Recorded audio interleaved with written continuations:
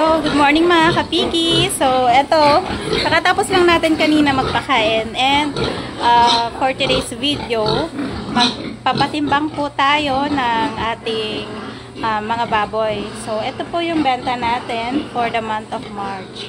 So, eto na po sila. Ayan. Ayan na po sila. So, 4 months na po ito from walay. Total of 9 heads po sila mga kapigi. Pero yung isa kasi doon, yung may markang green, iiwan natin siya kasi gagawin natin siyang inahin. So, pandagdag puwersa ngayong taong 2025. Kasi meron tayo mga nabentang mga inahin ng mga nakaraan. So, kailangan natin ng pamalit. And wala pa kasing available doon sa mga binibilihan nating mga pure breed na mga lahi. So, wala pa daw malalaki. Kaya ito na muna ang naisip kong pampalit. Kaysa mabakantihan tayo. So, total naman, ayan, kung makikita nyo yung mga kapatid, ayan po sila. Oh. So, ang lalaki na nila. And, nakikita ko naman na magagandang lahi sila. So, ayan na siya oh, kapag tumayo. Siya lang kasi yung may pinakamagandang tindig mga kapigi. Yung iba kasi, yung likod, medyo pa-curve siya. So, hindi siya pwedeng gawing inahin. Ito, sana ba yung babae? Ayun, ay. Ito ata. Ayan. So, sana Lord, bigyan po tayo ng magandang timbang nitong mga baboy natin. Ayan, hello! Ito nga pala mga kapigi, itong batch na to, sila po yung nabahaan nung bagyong Christine.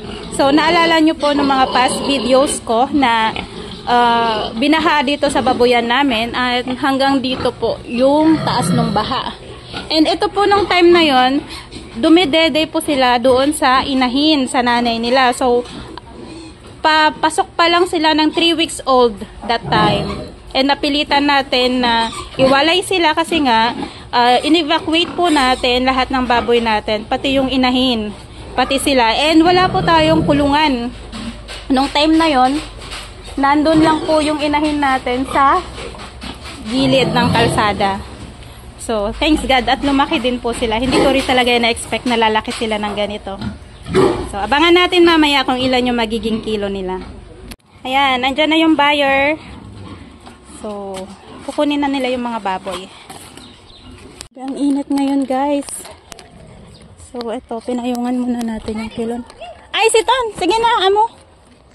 Talang init. Pantay ba? Pantay? Ha? Ari. Uy, sorry, nasugunong kan. So, tear na natin. 36.6. Okay. So, start na sila. Madam. Ha? Iba man ang point. Hi.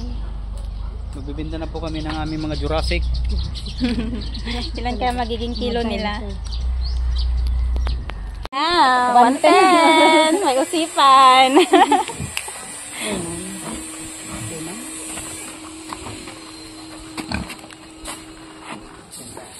Ay, di yung itom-itom. Ay! 85. 85. Oops. 85. Yan yung maliit na isa. 100.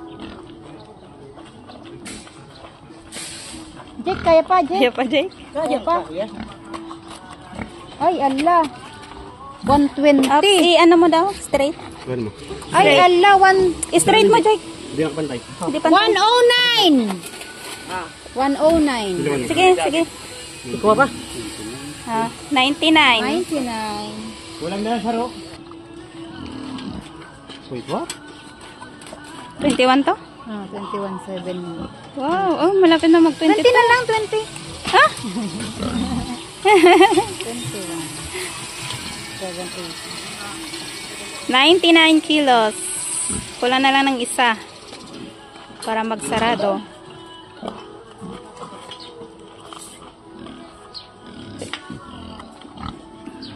Sunod na naman din. Talagang mamumuno, talaga mamumutik-tik kami nila ni Saldi at saka sa amin. Bakit? Siguro mga palabas. Tataas pa yan. Kasi isang tutok lang.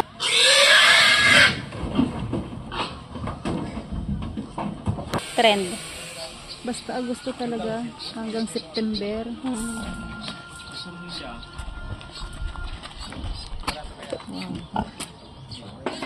Marupit na kami ng Agosto na rin. Bakit naman? Liwak. 84, boss. 84. 8-4. Ay, ala, nagbago. Ay, paano yan? Bakit mo? Ay, ano? Banto mo konti. Bakit mo? 100 mo. 96. Hindi nakabot. Plus 4. 9-6. 96. Ba't lumago? Nilalikuran mo yan, Jade. Naipit? Sari? Sa tipik to. Hawa man ikaw, baby. Nag-96 po. Mabubunong ka sa aga. Wawa. Kala ko maliit, pero malaki pala. Oops. Wala, dandan. Ano sa to? Bakit mo? Uy, nagrugo na. Ay, hindi, sa dati. 95. 95. Baba. Dali na magsandaan. Plus 5. 100. 500 ah. 95. Bonus 25. Bawal ka mo mag-cobra. Pwede. Bawal. Di pwede. Siyam pa man na buhay ko. Wala. Siyam. Upos. Pwede pa ako magkubra sa wali.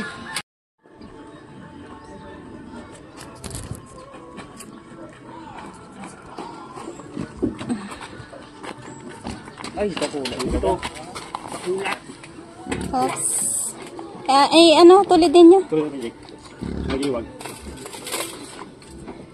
Prewag. 92. 3 boss. 3. 93. Ala, tayo Wait lang. Oh, it's put. 93. 93. 320. 9. Dus lang kaya. 3. Huwag ka malikot, bebe. Prewag. Bilang mo Jake. Dus.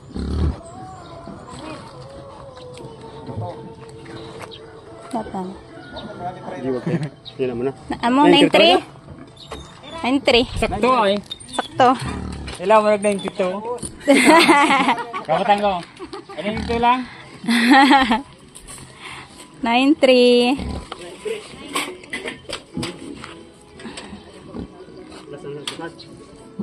Last na lang, last.